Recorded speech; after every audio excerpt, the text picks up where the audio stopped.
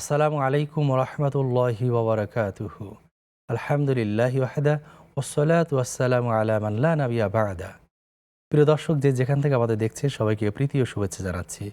শুরু হলো Nexus television আয়োজিত বিক্রম স্কেচ নিবেদিত ইসলামী প্রস্তুতমূলক লাইভ অনুষ্ঠান ইসলামী জীবন বিধান।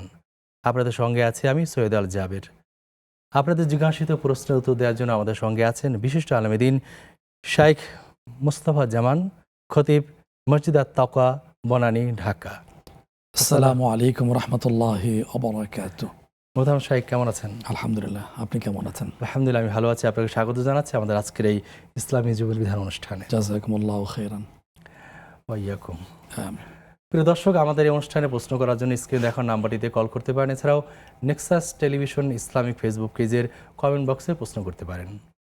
শেখ, আমরা শুরু করছি আমাদের আজকের যে নির্ধারিত আলোচনা টপিক রয়েছে সেটি দিয়ে, মুসলিম ভ্রাতৃত্বের গুরুত্ব ও সৌন্দর্য। আপনি জানেন যে মুসলমানদের মধ্যে আজকে নানান বিভক্তি আছে, তারা নানান দলে উপদলে বিভক্ত, কার মধ্যে সদ্ভাব সম্প্রীতি বজায় নেই। এই প্রেক্ষাপটকে সামনে রেখে মুসলমানদের মধ্যে যে ভ্রাতৃত্বের গুরুত্ব কোরআন সুন্নাহ দিয়েছে এবং তার যে একটা সৌন্দর্যমণ্ডিত রূপ রয়েছে সে সম্পর্কে আমরা কোরআন সুন্নাহ থেকে জানতে চাচ্ছি। ধন্যবাদ, জাযাকাল্লাহু খাইরান। বিসমিল্লাহ ওয়াসসালাতু ওয়াসসালামু আলা রাসূলিল্লাহ ওয়া আলা আলিহি ওয়া সাহবিহি ওয়া মান ওয়ালা। খুবই গুরুত্বপূর্ণ একটি বিষয়, যে বিষয়টা মুসলিম উম্মাহ আজকের ভালোভাবে উপলব্ধি করতে পারছে যে এই ভ্রাতৃত্ব পারস্পরিক না থাকার কারণে, ভ্রাতৃত্বের বন্ধনে আবদ্ধ না থাকার কারণে, ভ্রাতৃত্বের বন্ধনটা অটুট না থাকার কারণে, নড়বড়ে হয়ে যাওয়ার কারণে আজকের এত দেশ, এত বিপুল সম্পদ, এত জনসংখ্যা থাকা সত্ত্বেও তারা দুর্বল। আজকের 4 জনের একজন হলো মুসলিম এই পৃথিবী নামক এই ছোট্ট গ্রহে বা এই সুন্দর পৃথিবীতে। তারপরে 100 ভাগের মধ্যে 60 ভাগ সম্পদ মুসলমানদের, দেশ 57টা, জনসংখ্যা 200 মাইনাস প্লাস হবে। তো এত বিপুল জনশক্তি, দেশ সব থাকা সত্ত্বেও আজকের তারা দুর্বল কেন? রাজনৈতিক বিভাজন, ধর্মীয় বিভাজন, ইসলামের দিনের শাখা প্রশাখাগত দিক থেকে তাদের বিভক্তি, পারস্পরিক কাদা ছোড়াছড়ি কারণে আজকের দুর্বল। আজকের দেখুন, গাজা এই ছোট্ট ভূখণ্ডে ইহুদিরা আজকে তাদেরকে মারছে। মুসলিম আশপাশের দেশগুলো মুসলিম, তারা যদি ঐক্যবদ্ধ হতো তাহলে তারা তো এই দুঃসাহস করতে পারতো না। অথবা ফিকে মাসালা কিন্তু আছে যে কোনো মুসলিম ভূখণ্ড যদি আক্রমণ করে তাহলে পার্শ্ববর্তী মুসলিম রাষ্ট্রগুলোর দায়িত্ব তাদেরকে রক্ষা করা, বা সকল মুসলিম রাষ্ট্রগুলোকে দায়িত্ব তাদের রক্ষা করা, সেরকম কোনো তৎপরতা কিন্তু আমরা দেখছি না। তারপরে যে বিষয়টা আপনি প্রথমে এখানে উপস্থাপন করেছেন, ভ্রাতৃত্ব, ইসলামে এটা যথেষ্ট গুরুত্ব আরোপ করেছে। কারণ ইসলাম একটা পূর্ণাঙ্গ জীবন ব্যবস্থা, যার ফলে পারস্পরিক সহমর্মিতা, হৃদ্যতা এটা দেখাবে, এটা ইসলামের নির্দেশ। আর আল্লাহ তাআলা সরাসরি বলেছেন, সূরা আল ইমরান 4th পারা হাফিজে কোরআন কারীমের 2য় পৃষ্ঠাে আসছে। তার এই বক্তব্যটা অবিস্মরণীয়, কালজয়ী, কিয়ামত পর্যন্ত এই বক্তব্যটা বিশ্বাসী বান্দাবান্দীদের প্রতি সমভাবে প্রযোজ্য হবে। সেই বক্তব্যটা কি? ওয়াতাসিমু বিহাবলিল্লাহি জামিআন। আল্লাহ বলছেন, তোমরা আল্লাহর রজ্জুকে সম্মিলিতভাবে, আলাদা আলাদাভাবে না, বিভক্ত হয়ে না, পৃথক হয়ে না, সম্মিলিতভাবে ঐক্যবদ্ধভাবে আঁকড়ে ধরো। আরেকটা বিষয় খুব সাবধান করেছেন, সেটা হলো ওয়ালা তাফাররাকু, তোমরা বিভেদ করবে না, পরস্পর বিচ্ছিন্ন হবে না। তারপরে আল্লাহ পাক সাবধান করে দিলেন, শোনো, যদি বিভেদ করো, যদি এখানে কাদা ছড়াছড়ি করো, কি হবে? ওয়াতাযহাবা রিহুকুম ওয়াসবিরু, সূরা আনফাল 10ম পারা হাফিজে কোরআন কারীম 2য় পৃষ্ঠাে আসছে। তাহলে তোমাদের কুওয়াতটা, পাওয়ারটা, শক্তিটা তোমরা হারিয়ে ফেলবে। তাই তো আজকের সেটাই হচ্ছে। আপনি দেখুন কোরআন শরীফে এই বিষয়গুলো তো আসছে। রাসূল ইসলাম তো এই ঐক্যবদ্ধতার ব্যাপারে, ভ্রাতৃত্বের ব্যাপারে যথেষ্ট গুরুত্ব আরোপ করেছেন। এই যে একটা উজ্জ্বল দৃষ্টান্ত রাসূল ইসলাম স্থাপন করলেন, এই সূরা আল ইমরান 4th পারা 2য় পৃষ্ঠাে আসছে, ওয়া আল্লাফা বাইনা কুলুবিকুম ফাআসবাহতুম বিনিআমাতিহি ইখওয়ানা। আল্লাহর অনুগ্রহে তারা ছিলেন বিভক্ত, কিন্তু তারা আল্লাহর দয়ায়, আল্লাহর কৃপায়, আল্লাহর অনুগ্রহে তারা ঐক্যবদ্ধ হয়ে গেলেন। তারা হয়ে গেলেন কান্নাহুম বুনিয়ানুম মারসুস, সীসা ঢালা প্রাচীরের মতন। সেটা হল আনসার এবং মুহাজির, ঐক্যবদ্ধ হয়ে গেলেন। এখন কোনো একটা ঘটনায় রাসূলুল্লাহ সাল্লাল্লাহু আলাইহি ওয়াসাল্লাম টের পেলেন যে তুচ্ছটা ঘটনায় একজন আনসার একজন মুহাজিরের মধ্যে একটু ঝগড়া, একটু মনোমালিন্য তৈরি হয়েছে। তারা এক পর্যায়ে ডাক দিলেন, ইয়া আলাল আনসার, আনসারা কোথায় আছো, আসো। আবার মুহাজিরও ডাক দিলেন, ইয়া আলাল মুহাজিরিন, মুহাজিরা কোথায় আছো, চলে আসো। এই আওয়াজটা চলে গেল রহমতুন নবী, বিশ্বনবী জনাবে মুহাম্মদ রাসূলুল্লাহ সাল্লাল্লাহু আলাইহি ওয়াসাল্লামের কানে। তিনি আসলেন, তো তোমাদের কি হলো? এই যে সাম্প্রদায়িক ডাকগুলো, এটা তো মোটেই ঠিক না। রাসূল ক্ষুব্ধ হলেন, ক্রুদ্ধ হলেন। অথচ যেই বিষয়ের ভিত্তিতে তারা ডাক দিলেন সেটা হলো হিজরত, এটা তো নিয়ামত। আবার আনসার সাহাবী ডাক দিলেন, এই যে তারা সাহায্য করলেন, নুসরত, ঘর দিয়ে, বাড়ি দিয়ে, বাগান দিয়ে, সম্পদ দিয়ে, একাধিক স্ত্রীতে তালাক দিয়ে মুহাজির ভাইকে দিয়ে দিলেন। অথচ এইটাকে তারা বিভক্তির দিকে তাকিয়ে তারা ডাক দিন ইসলাম সহ্য করলেন না। সেই জন্য রাসূল সাল্লাল্লাহু আলাইহি ওয়াসাল্লাম বলছেন, শোনো, লা তাদখুলুনাল জান্নাতা হাত্তা তুমিনু, তোমরা ঈমান না আনা পর্যন্ত জান্নাতে প্রবেশ করতে পারবে না।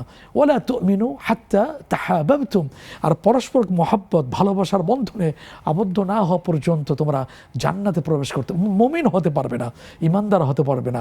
আলা আদুল্লুকুম আলা শাইইন ইযা ফাআলতুমুহু তাহাবাবতুম, আচ্ছা আমি তোমাদেরকে কি বলে দিব যে কাজটা করলে তোমরা পরস্পর মহাব্বত করবে, ঐক্যবদ্ধ হবে, ভ্রাতৃত্বের বন্ধনটা অটুট হবে, মজবুত হবে, সুদৃঢ় হবে? সেটা হচ্ছে কি আফশুস সালাম বাইনাকুম, তোমরা পরস্পর সালাম দিবে। আজকের সেই সালামটা কি আছে? আছে কি আমার দলের, আমার আদর্শের, আমার অফিসের, আমার এই ইউনিট, সেই দৃষ্টিকোণ থেকে আমরা সালাম দিয়ে থাকি, কিন্তু সালাম হবে সবার জন্য। তারপর আরেকটি দেখুন, রাসূল আসলাম সেই বিষয়ে খুবই সতর্ক করলেন, সেটা হলো বিভেদ করা যাবে না। আল্লাহ পাকও কিন্তু নিষেধ করে দিলেন। সূরা আনআম ৮ম পারা, হাফিজে কোরআনকে ৯ম পৃষ্ঠা আসছে, ইন্নাল্লাযীনা ফাররাকু দীনাহুম ওয়া কানু শিয়া লাস্তা মিনহুম, যারা দ্বীনের ব্যাপারে বিভক্তি করে, নবী সাল্লাল্লাহু আলাইহি ওয়াসাল্লামকে সতর্ক করেছেন, তুমি তাদের অন্তর্ভুক্ত নয়। এই ব্যাপারে মোটেই সহ্য করেন না আল্লাহ তাআলা, প্রশ্রয় দেননি রাসূল আসলাম। অথচ আজকের আমরা ১,৫০০ বছর পরে এসে উম্মত দাবি করে খুঁটিনাটি বিষয় নিয়ে আমরা কি করছি, বিভক্ত হচ্ছি। সেটাকে মসজিদে আলাদা করে ফেলছি। এটা এই ধরনের, এটা এদের মসজিদ, প্রবেশ করতে পারবে না। তারপরে কি এই অফিস আমাদের, এখানে তোমরা আসতে পারবে না, তোমরা এইভাবে হাত বাঁধছ না, শুধু তোমরা আমার দলে নয়, তোমরা জোরে আমিন বলছো না, আমরা আবার দলে নয়। না এখন সে যারা জোরে আমিন বলছে, আমরা আমিন আসতে বলছি, আমাদের দলে নয়। এই যে পারস্পরিক আদা ছড়াছড়ি, এটা চরম নিষেধ। রাসূল সাল্লাল্লাহু আলাইহি ওয়াসাল্লাম তো রাগ করে বললেন, এইভাবে যারা বিভক্তি তৈরি করবে তারা আমার উম্মত নয়, তারা জান্নাতে যেতে পারবে না। তা আমাদের কষ্ট, আমাদের মেহনত, আমাদের উদ্যোগ, আমাদের কার্যক্রমের জন্য আল্লাহর সন্তুষ্টি তো, জান্নাতে যাওয়ার জন্যই তো। আমরা বাকি কথা, আর এগুলো দিয়ে আমরা পরস্পর বিচ্ছিন্ন হয়ে কল যাচ্ছি। নিয়ে এসে বাকি কথা শুনবো ইনশাআল্লাহ। আসসালামু আলাইকুম, দর্শক কে আছেন আমাদের সঙ্গে প্রশ্ন করতে পারেন। ওয়ালাইকুম আসসালাম ওয়া রাহমাতুল্লাহ। হুজুর, আমার ৩টা কোশ্চেন। জি, কি প্রশ্ন বলেন। যে প্রথমটা হচ্ছে যে আমরা তো সবাই জানি যে দরুদ শরীফ পাঠ করলে 10টা গুনাহ মাফ হয় আর 10টা নেকি হয়। তো আমরা তো অতীতে অনেক গুনাহ করেছি জানা অজানা। তো আমরা যদি বেশি বেশি দরুদ শরীফ পাঠ করি তাহলে কি আমাদের অতীতের গুনাহগুলো মাফ হইতে পারে, এমন আশা আমরা করতে পারি? আর দ্বিতীয় কোশ্চেনটা হচ্ছে যে মন থেকে তওবা করলে নাকি সব গুনাহ আল্লাহ মাফ করে। তো আমার কোশ্চেন হচ্ছে যে এমন কি কোনো গুনাহ আছে যে তওবা করলেও মাফ হবে না, সেই গুনাহগুলা কি? আর আরেকটা কোশ্চেন, যে আমরা অনেক জায়গায় শুনি যে কিছু কিছু হুজুর বলে যে মেয়েদের পায়ের পাতা বের হয়ে থাকলে নাকি নামাজ হবে না। তো আমরা তো বড় হিজাব পরে নামাজ পড়ি, দেখা যায় মুখটা খোলা থাকে, হাতের কবজি, তো পায়ের সামনের কিছু অংশ বের হয়ে থাকে, এতে কি নামাজের কোনো ক্ষতি হবে? ঠিক আছে বোন, আপনি আমাদের সঙ্গে থাকুন, আমরা শাইখের কাছ থেকে উত্তর জেনেছি ইনশাআল্লাহ। আসসালামু আলাইকুম, দর্শক কে আছেন আমাদের সঙ্গে প্রশ্ন করতে পারেন।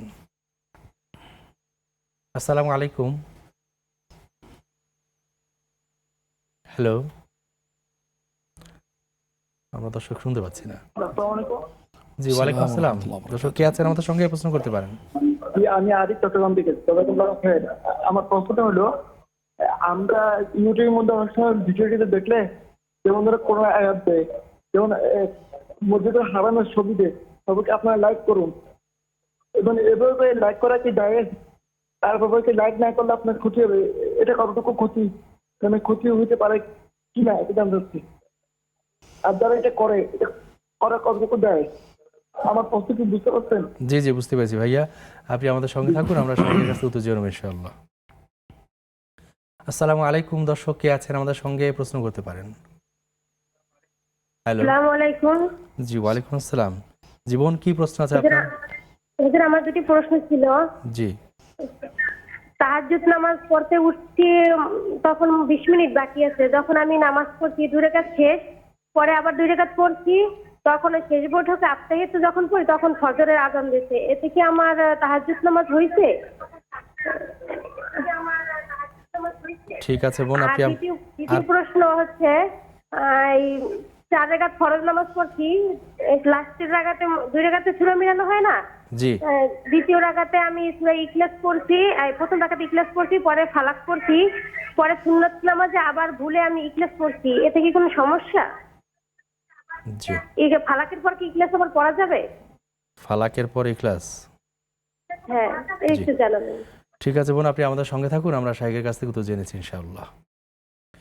প্রিয় দর্শক, দেখছেন আপনাদের প্রিয় অনুষ্ঠান ব্রেকফাস্ট ডিসকাস নিবেদিত ইসলামী জীবন বিধান। নিচ্ছে ছোট্ট একটা বিরতির পর ইনশাআল্লাহ আমরা আবার ফিরে আসবো, ততক্ষণ আমাদের সঙ্গে থাকুন। আসসালামু আলাইকুম প্রিয় দর্শক, বিরতির পর আমরা আবার ফিরে এসেছি আপনাদের প্রিয় অনুষ্ঠান ব্রেকফাস্ট ডিসকাস নিবেদিত ইসলামী জীবন বিধানে।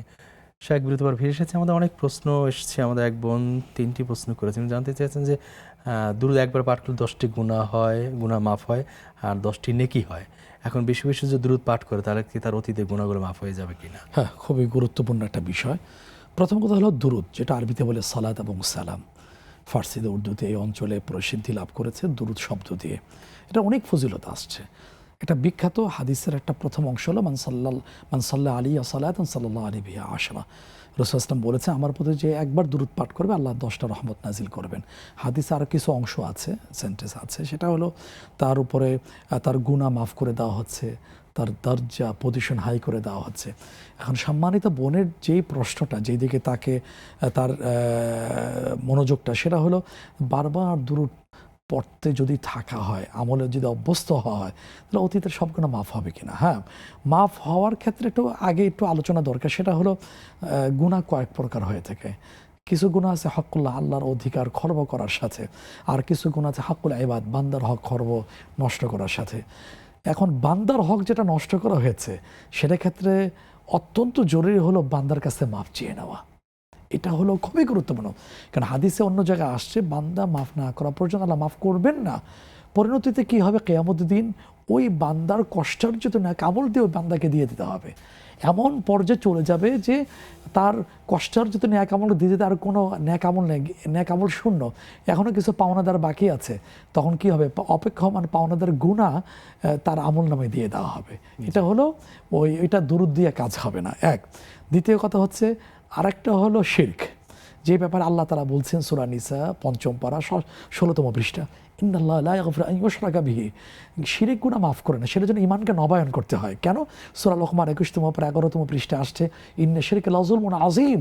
এটা হলো মহা গুনাহ, সেটার জন্য আবার ঈমানকে নবায়ন করতে হবে।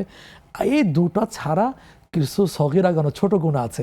এটার জন্য একটা মূলনীতি, আনন্দদায়ক একটা বক্তব্য আসলে সূরা হুদ 12তম পারা 13তম পৃষ্ঠা, সেটা হলো ইন্নাল হাসানাত ইউযহিবুনাস সাইয়্যাত। ছোট ছোট গুনার ক্ষেত্রে কিছু গুনাহ আছে যেগুলো মাপ না চাইলেও নেক আমল করার মধ্য দিয়ে এগুলো কি হয়ে যায়, ডিলিট হয়ে যায়, মাফ হয়ে যায়।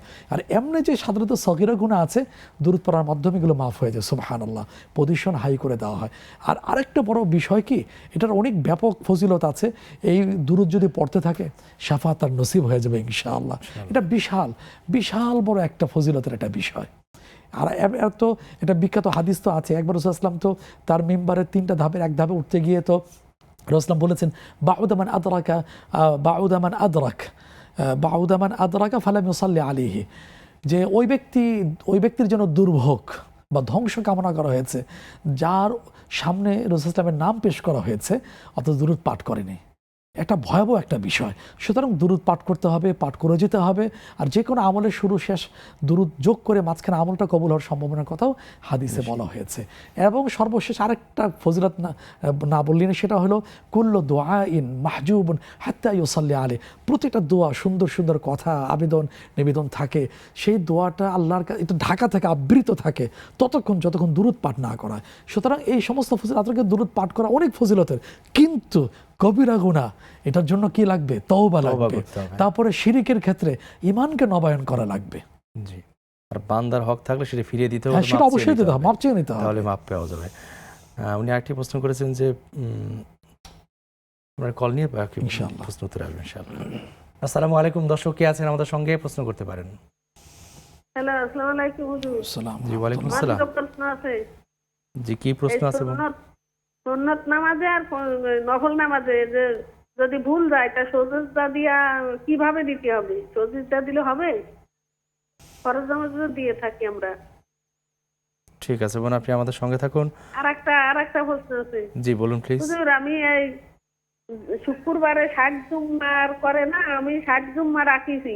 আগে একটা করে 45টা রাখিছি, একটা করে। পরে আমি শুনেছি যে দুটো রাখতে হবে, তা বৃহস্পতিবারে আর শুক্রবারে দিয়ে আমি 15টা রাখিছি। রাখি আমি 60 জুম্মার পূরণ করেছি। এতে কি আমার রোজা হবে না গুনাহ হবে? একটা করে থাকিছি শুক্রবারে। আমরা প্রশ্নটা ক্লিয়ার বুঝতে পাইনি।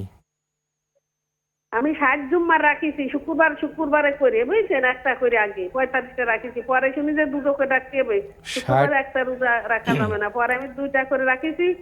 পরে 45টা রাখিছি, 1টা করে শুক্রবার। মানে আপনি প্রতি শুক্রবারে রোজা রাখেন? হ্যাঁ, প্রতি শুক্রবার আমি রোজা রাখিছি। আমি আগে জানতাম না, রাখিছি 2-3 বছর আগে। জি তা এখন এই শুনি যে দুটো রাখতে হবে, শুক্রবার থাকা যাবে না, দুটো রাখতে হবে। তা আমি এখন পরে 45টা হয়ে গেলি, তারপরে আর 15টা রাখিছি বৃহস্পতিবারে শুক্রবারে দিয়ে। এই 60 জুম্মা রাখলি সব হয় না, হয় পূরণ হয়। তা ওই সেই জন্য আমি রাখি, 60 এতে আমার গুনাহ হবে। আচ্ছা আচ্ছা, 60 জুমার রোজা রাখলে বিশেষ সওয়াব হয়। আচ্ছা, আমরা বুঝতে পেরেছি প্রশ্ন। ঠিক ঠিক আছে, আপনি আমাদের সঙ্গে আমরা শাকির রাসূল জেনেছি ইনশাআল্লাহ। জি আসসালামু আলাইকুম, দর্শক কে আছেন আমাদের সঙ্গে প্রশ্ন করতে পারেন। হ্যাঁ, ওয়ালাইকুম আসসালাম ওয়া রাহমাতুল্লাহি ওয়া বারাকাতুহু। আমার 4টি প্রশ্ন। জি বলুন প্লিজ, কি কি প্রশ্ন আছে আপনার? প্রথম প্রশ্ন হলো, আজকে আমি নফল রোজা রাখার জন্য নিয়ত করছি এবং সেহরি খাওয়ার জন্য টের পাইনি, রোজা আছে, এক্ষেত্রে আমার রোজাটা হবে কিনা? জি আর দ্বিতীয় প্রশ্ন, আমার ব্যাংকে কিছু ডিপিএস টাকা আছে, ওই টাকার আমি ইন্স্যুরেন্স অর্থাৎ লাভাংশ নিতে পারবো কিনা এবং ওই ব্যাংকের টাকা দিয়ে আমি উমরা অথবা হজ করতে পারবো কিনা? কোন ব্যাংকে? ইসলামী ব্যাংকে। জি আর তৃতীয় প্রশ্ন হলো, আমি একজন চিকিৎসক, এক্ষেত্রে আমি পর্দা করি, বাইরেও করি, ভিতরেও করি। যখন ছেলের পেশেন্ট পাই তখন আমি হয়তো ড্রেসিং করতে হচ্ছে বা যে কোনো সেলাই টেলাই এই ধরনের যদি সার্জারি কোনো কাজ করা হয়, বা অনেক সময় ছেলে পেশেন্ট আসলো দেখলাম, এক্ষেত্রে আমার গুনাহ হবে কিনা? আর চতুর্থ প্রশ্ন হলো, আমার মেয়ে 11 বছর বয়স, সে পর্দা করে, কোরআন শরীফ পড়ে, নামাজও পড়ে এবং বাসায় যে অবসর সময়টা পায় কার্টুন দেখে টিভিতে, এতে গুনাহ হবে কিনা তার? কি করে বাসা জানালে।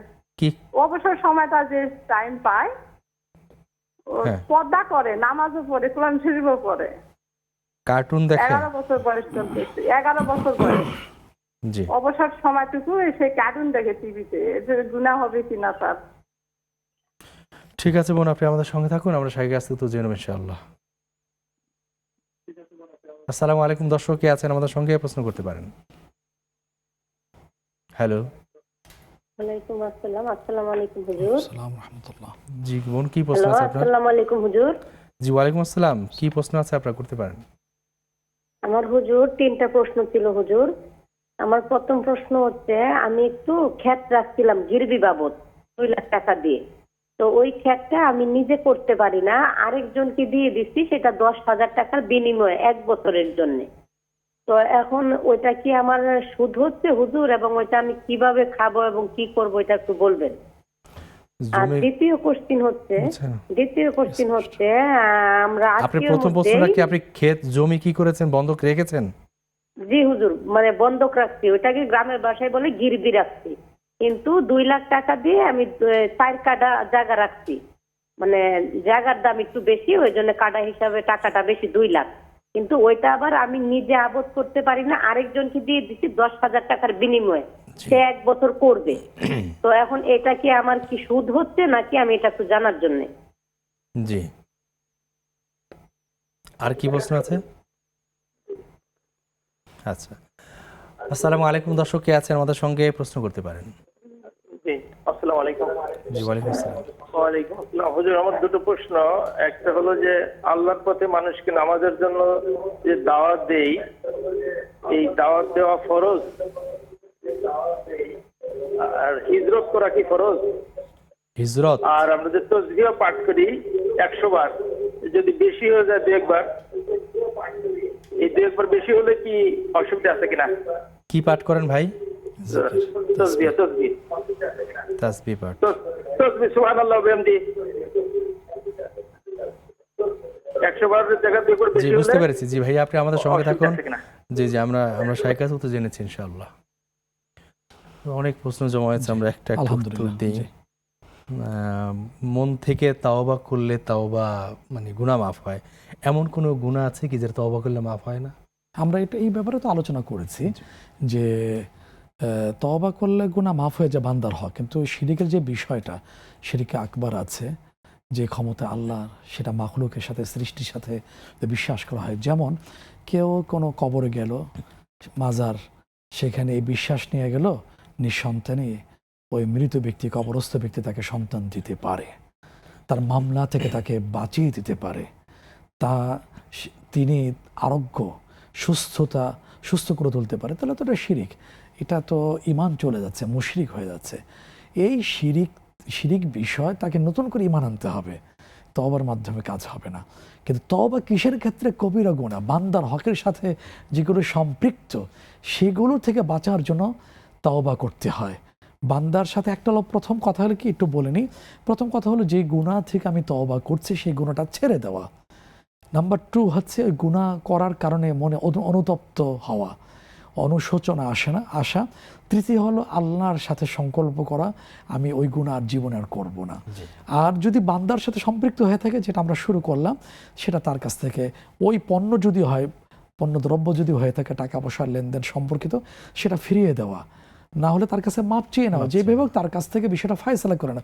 যদি এইভাবে তওবা করা হয়, তাহলে আল্লাহ তাআলা সুসংবাদ দিয়ে রাখছেন ১,৫০০ বছর আগে সূরা নিসা ৪র্থ পারা ১৯তম পৃষ্ঠা আসছে যে ফাউলাইকা ইউবাদদিলুল্লাহু সাইয়্যাতিহিম হাসানাত। সেখানে আল্লাহ পাক কি করেন? ওই গুনাহগুলো তো মাফ করবেনই, গুনার পরিমাণ জায়গাটুকু নেকি দিয়ে পরিবর্তন করে দেবেন।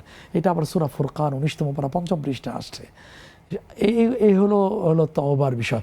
মনের থেকে করলাম, কিন্তু মনে বিষয়টা লালন করলাম, তারপর বান্দার হক আদায় করলাম না, তে মনের থেকে এই তওবা করার কোনো অর্থ হবে না। তওবাকে তওবার মতোই করতে হবে। হ্যাঁ। আর সব গুনাহ থেকেই মাপ পাওয়ার উপায় আছে, অবশ্যই ফিরে আসার সুযোগ আছে। পায়ের পাতা খোলা রাখলে নামাজ হয় না, এই কথা সঠিক? হ্যাঁ, সুন্দর কথা। মা বোনদের ক্ষেত্রে একটা বিষয় কি, এখানে একটা বক্তব্য আছে, যদি গোড়ালি ঢাকা থাকে, পায়ের পাতা সামান্য খোলা থাকে, এতে নামাজ হয়ে যাবে। জি। হ্যাঁ, এক ভাই জানতে চেয়েছেন যে অনেকে ফেসবুকে দেখা যায় যে একটা কাবাগের ছবি চলে আসলো, মসজিদ হারামের ছবি আসলো, লাইক করুন, শেয়ার করুন, কমেন্ট না করলে আপনার ক্ষতি হবে ইত্যাদি ইত্যাদি। এ জাতীয় কথা বলা ঠিক কিনা, আসলে কোনো ক্ষতি হয় কিনা? ক্ষতি তো হবে ওই ব্যক্তির, যেই কথা বলছে যে লাইক শেয়ার না করলে ক্ষতি হয়ে যাবে, এই কথা বলার মধ্য দিয়ে যেই বলেছে তার ক্ষতি হবে, বরং যিনি করছেন তার কোনো ক্ষতি হবে না, কারণ উনি বাধ্য না, উনি যে করছেন এটা তার লাভের জন্য বলছেন। হ্যাঁ, এক বোন জানতে চেয়েছিলেন যে উনি তাহাজ্জুদ নামাজ পড়ছিলেন, মাঝখানে সাহারি খেয়ে আবার শুরু করেছেন এবং সময় গল্প ছিল, তো তাহাজ্জুদ নামাজ পড়ার সময় যখন আত্মীয়ত সূরাতে আসছেন তখন আজান দিয়ে দিয়েছে, তার তাহাজ্জুদ হয়েছে কিনা? না, হয়নি। এই জন্য হয়নি যে রমাদান ছাড়া বাকি 11 মাস ফজরে আজানটা অক্ত হওয়ার 15-20 মিনিট পরেই অনেক জায়গায় দেওয়া হয়ে থাকে। আর নামাজ তাহাজ্জুদের শেষ অক্ত হলো সাহারি শেষ সময় পর্যন্ত, সুবহে সাদেক শুরু হওয়ার আগ পর্যন্ত। এখন আজান দেওয়া হয়েছে, তা সুবহে সাদেক শেষ, এই সাহারির সময় শেষ, সুবহে সাদেক শুরু হয়েছে, সুতরাং তাহাজ্জুদ রক্ত আগেই শেষ হয়ে গিয়েছে, সুতরাং ওইটা তাহাজ্জুদ হবে না, যেহেতু তাহাজ্জুদ রক্ত শেষ হয়ে গিয়েছে। প্রিয় দর্শক, দেখছিলেন আপনাদের প্রিয় অনুষ্ঠান বেকরাম ইসকেস নিবেদিত ইসলামী জীবন বিধান। নিচ্ছি ছোট্ট আরেকটি বিরতির পর ইনশাআল্লাহ আমরা আবার ফিরে আসবো, ততক্ষণ আমাদের সঙ্গেই থাকুন। আসসালামু আলাইকুম প্রিয় দর্শক, বিরতির পর আমরা আবার ফিরে এসেছি আপনাদের প্রিয় অনুষ্ঠান বেকরাম ইসকেস নিবেদিত ইসলামী জীবন বিধানে। শেখ, আমরা ফিরে এসেছি। আমাদের এক বোন জানতে চেয়েছিলেন যে উনি প্রথম রাকাতে সূরা ফালাক পড়েছেন, দ্বিতীয় রাকাতে ইখলাস পড়েছেন, এই যে ধারাবাহিকতা সূরা লঙ্ঘন হলো, এতে নামাজের কোনো ক্ষতি আছে কিনা? না, নামাজ হয়ে যাবে, সাও সিজদাও আসবে না। হলোটা কি, সিরিয়াল যে তারতিবটা ঠিক থাকলো না, সুন্নতের খেলাফ হয়েছে। সুন্নত ছিল আগে সূরা ইখলাস পড়া, এরপরে সূরা ফালাক পড়া। শুরু থেকে যেভাবে সিরিয়ালগুলো আসছে মাঝখানে গ্যাপ হতে পারে, কিন্তু ওই যে আগেরটা পরে পরেরটা আগের একই নামাজে, এটা সুন্নতের বরখেলাফ হয়। সুন্নতের যে একটা ফজিলত ওইটা পাওয়া যাবে না, কিন্তু নামাজ হয়ে যাবে, সাউসিদা তার উপরে অবধারিত হবে না। জি। সুন্নত ও নফল নামাজ যদি ভুল হয় তাতে কি সাউসিদা দিতে হবে? হ্যাঁ, এখানে একটা বিষয় আমাদের কাজ করে যে সুন্নত বা নফল বা ফরজ নামাজের ক্ষেত্রে মনে হয় পার্থক্য আছে না। নামাজ শুরু হওয়ার পরে নামাজের ভিতরের বিধানগুলো সব নামাজের ক্ষেত্রে একই রকম হয়ে থাকে, সেই কথাটা এখানে প্রযোজ্য হবে। নামাজের যে ভিতরে কিছু ওয়াজিব আছে, সেটা ফরজ, ওয়াজিব, সুন্নত, মুস্তাহাব, নফল, যে কোনো নামাজের বেলায় যদি ওয়াজিব অনিচ্ছা ছুটে যায়, ভুলবশত ছুটে যায়, শেষ হওয়ার আগে মনে পড়লে সাউসিদা দিতে হবে, নামাজটা হবে না।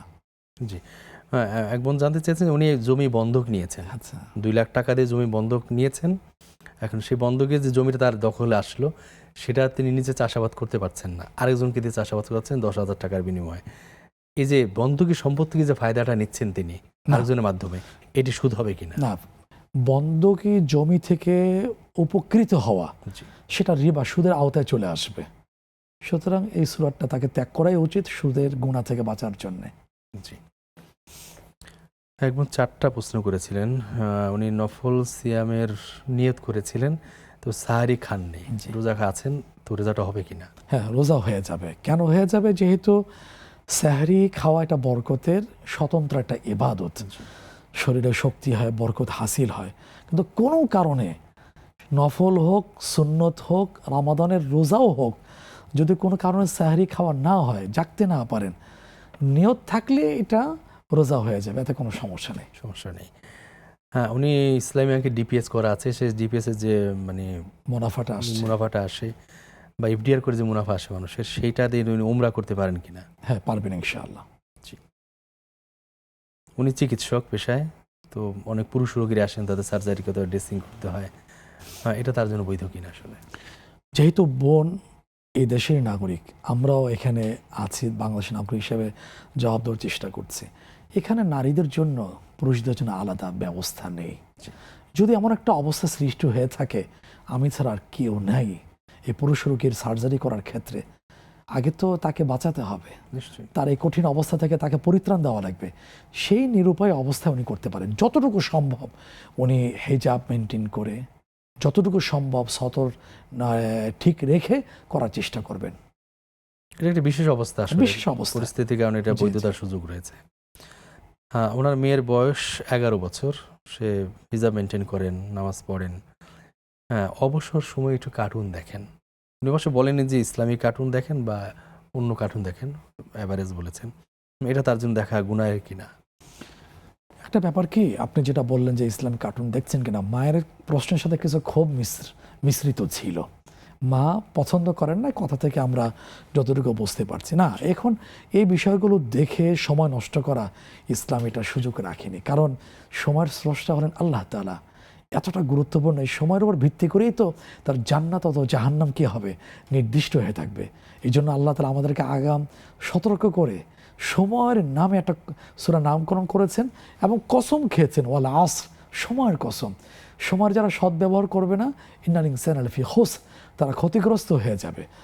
আর এই ক্ষেত্রে বড় বক্তব্য হলো যে ইসলামের একটা বড় বিষয় হলো মিন হুসনি ইসলামিন মারই তারকুহু মা লা ইয়ানিহি, যেটা অর্থহীন, যেটা নিরর্থক, সেইটা ত্যাগ করাই হলো এই মুসলমানদের একটা সৌন্দর্য, ইমানের একটা সৌন্দর্য। সুতরাং তার জন্য এটা মোটেই শোভনীয় নয় সময় নষ্ট করা, বরং এটা গুনাহ হিসাবে গণ্য হয়ে থাকবে। শুধু কি তাই, কিয়ামতের দিন একজন মানুষ জান্নাতে যাওয়ার পরেও জান্নাতি মানুষ আফসোস করবে। এটা কি হয় বলেন? আল্লাহ সূরা হামিম আস-সাজদা 24তম পারা 19তম পৃষ্ঠা বলছেন, ওয়ালাকুম ফিহা মা তাশতাহি আনফুসুকুম ওয়ালাকুম ফিহা মা তাদউন। জান্নাত তো এমন যেটা কখনো কেউ দেখেনি, এটার বিবরণ কোনো কান শোনেনি, এটা কেমন কল্পনা কোনো অন্তরে উদিত হয়নি। এইখানে কল্পনাতে এখানে সুখের ব্যবস্থা আল্লাহ পাক করে দিয়েছেন, তারপরেও অভাব থাকবে না। তারপর একটা বিষয়ের ব্যাপারে আফসোস থাকবে। কোন বিষয়? হাদিসে আসছে, রাসূলুল্লাহ বলেছেন যে দুনিয়াতে যে সময়গুলো অর্থহীনভাবে অপচয় করেছে, অর্থহীনভাবে নষ্ট করেছে, যেটা আখিরাতের কাজে আসেনি, কোরআন সুন্নাহর সমর্থিত পন্থায় সময়টা ব্যয় করেনি। এই জন্য তো কিয়ামতের দিন একটা কঠিন কথা বলা হয়েছে, প্রশ্নগুলো আগে আউট করে দেওয়া হয়েছে যে প্রত্যেকটা মানুষ হাসরের সে ভয়াবহ ময়দানে যে যেখানে আছে থাকবে বিবস্ত্র, নগ্ন পায়ে, 5টা প্রশ্নের জবাব না দেওয়া পর্যন্ত। সেখানে সময় সম্পর্কে প্রশ্ন সে জিজ্ঞাসিত হবে। আর না শাবাবিহি ফিমা আফনা, যৌবনকাল দিলাম সেটা কিভাবে তুমি ব্যয় করেছো।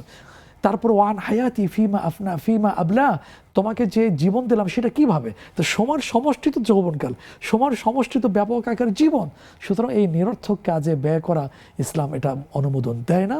সুতরাং এটা গুনাহ হচ্ছে, বিরত থাকাটাই দরকার। যেহেতু বয়স কম, বোঝানো দরকার, ভালো একটা জিনিস দেখে সময় বের করা তার জন্য ভালো হবে, যেটা ঈমান আমলে আখিরাতের পথে অনুপ্রাণিত হবে। আমি সম্পর্কে জানতে চাচ্ছি যে মানুষ যখন নেকামল করলো, পড়াশোনা করলো, সবই করলো, তো মনের প্রশান্তি বা একটু মানসিক তৃপ্তির জন্য মানে একটু হালকা বিনোদন নেয়ার কোনো সুযোগ ইসলামে রেখেছে কিনা? অবশ্যই আছে, খেলাধুলা বা এরকম অবশ্যই আছে। রাসূল ইসলাম করেছেন। ইসলাম তো একবার রসকসহীন দিন না, এটার মধ্যে মানে প্রশস্ততা আছে।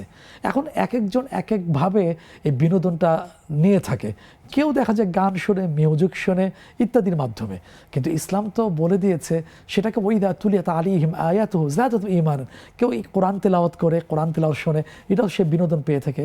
আবার সূরা ইব্রাহিম 13তম পারা 12তম পৃষ্ঠা আসছে, আলা বিযিকরিল্লাহি তাতমাইনুল কুলুব, শুনে রাখো জিকির করার মধ্য দিয়ে অন্তর সব প্রশান্তি লাভ করে থাকে। মানে এক একজন এক একটা ভাবে নিয়ে থাকে। আমি মুমিন হিসাবে কোনটা নেব? আমি কোরআন তেলাওয়াত শ্রবণ করা, জিকির করা, ভালো জিনিস দেখা, ভালো জিনিস শোনা, এর মধ্য দিয়ে আমি বিনোদন নেওয়ার চেষ্টা করবো ইনশাল্লাহ। খেলাধুলার করার প্রশ্ন আসছে, খেলাধুলা তো অবশ্যই ইসলামে জায়েজ আছে। শরীরচর্চার ব্যাপারে ইসলাম তো যথেষ্ট গুরুত্ব দেওয়া হয়েছে। তারপর ইসলাম স্বাস্থ্য সচেতন মানুষ ছিলেন, উনি একজন পাক্কা সাচ্চা জন মুজাহিদ ছিলেন। সাহাবে কেরাম তো রাদিয়াল্লাহু আনহুম সেরকমই ছিলেন।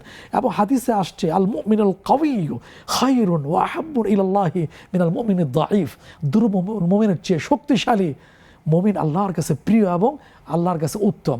এগুলো করতে হবে। সেখানে কিছু কথা আছে, সতর খোলা যাবে না, জুয়া থাকবে না, জিকির যেন ভুলে না যায়, আজান যেন, এই জামাত যেন, নামাজ যেন, হ্যাঁ এগুলো জায়েজ। এছাড়া তো এগুলো জায়েজ অবশ্যই আছে। সেক্ষেত্রে কিন্তু ভালো একটা গান শুনে ইসলাম সম্মত, একটা ভালো কবিতা শুনে বা পড়ে, তারপর যদি সেখানে কার্টুন, অনেক ইসলামিক কার্টুন পাওয়া যায়, মানে সময়কার নষ্ট না করে সামান্য বিনোদনের জন্য, তৃপ্তির জন্য বা আনন্দের জন্য একটু হলেও দেখতে পারে আর কি।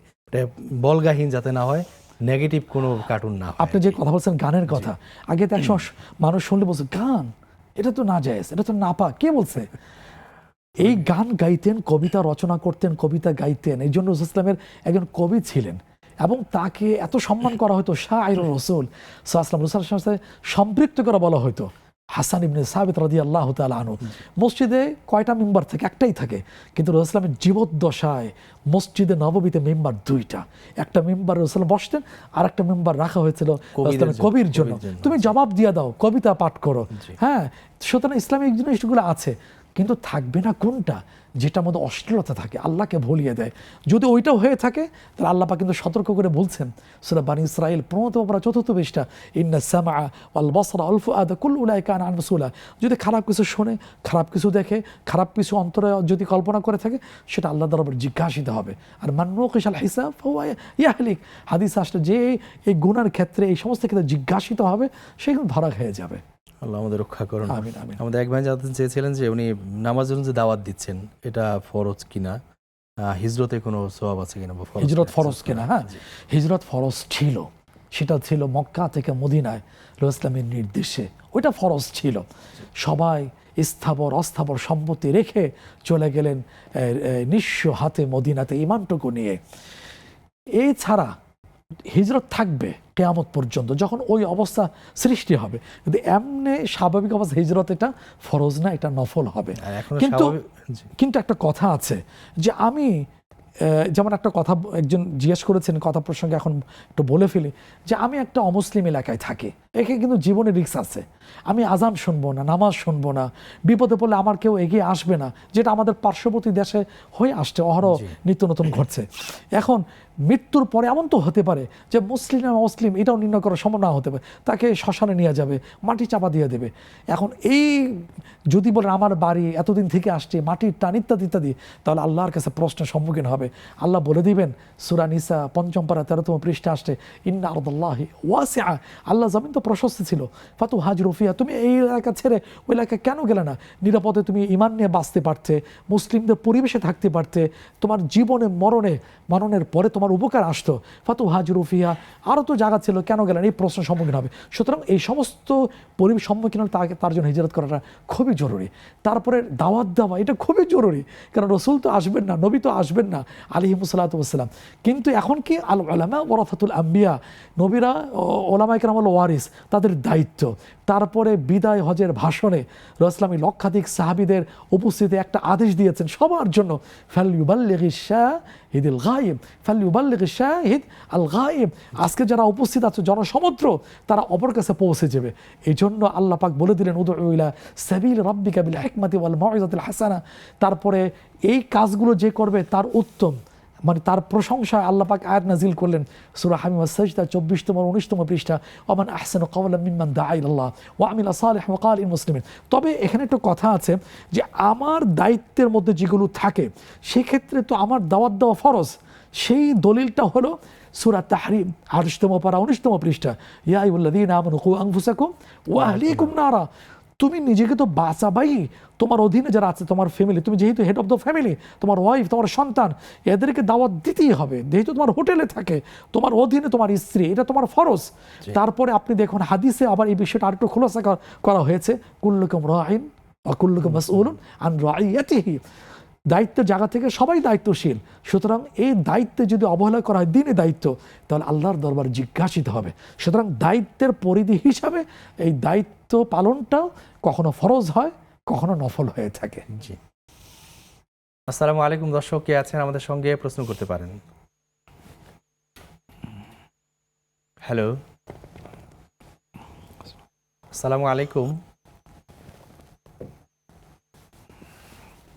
হ্যালো, দর্শক কে আছেন আমাদের সঙ্গে প্রশ্ন করতে পারেন।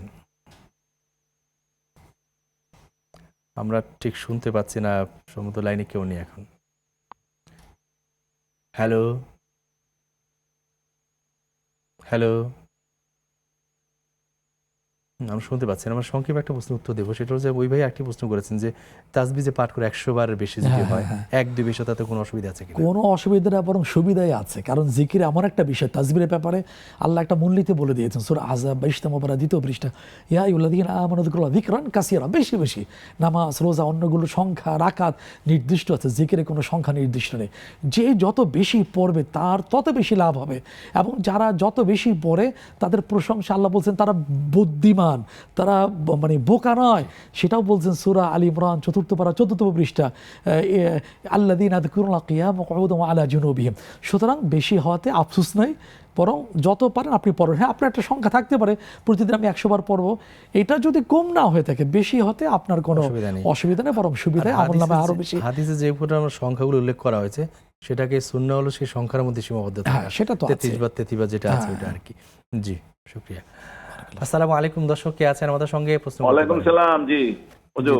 জি দর্শক, কি প্রশ্ন আছে জি আপনার? জি হুজুর, আসসালামু আলাইকুম। জি, ওয়ালাইকুম আসসালাম। হুজুর, আমার একটা প্রশ্ন, কোরআনে মোবাইলে কি কোরআন তেলাওয়াত শোনা যাবে? মোবাইলে কোরআন তেলাওয়াত শোনা? জি। আরেকটা প্রশ্ন হলো হুজুর, জি, আপনার ওই যে জিকিরের কথা হুজুরে বললো, যে আমরা দুরূদ শরীফ গুলা কি, যে মনে করেন আমি মসজিদে জুম্মার নামাজ পড়তেছি, জি, হুজুরে খুতবা দিতে আছে, ওই সময় কি আমি দুরূদ পড়তে পারবো? খুতবার সময় দুরূদ পাঠ?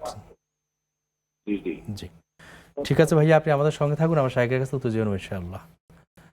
প্রিয় দর্শক, দেখছিলেন আপনাদের প্রিয় অনুষ্ঠান বেকফ্রম ডিসকাস নিবেদিত ইসলামী জীবন বিধান।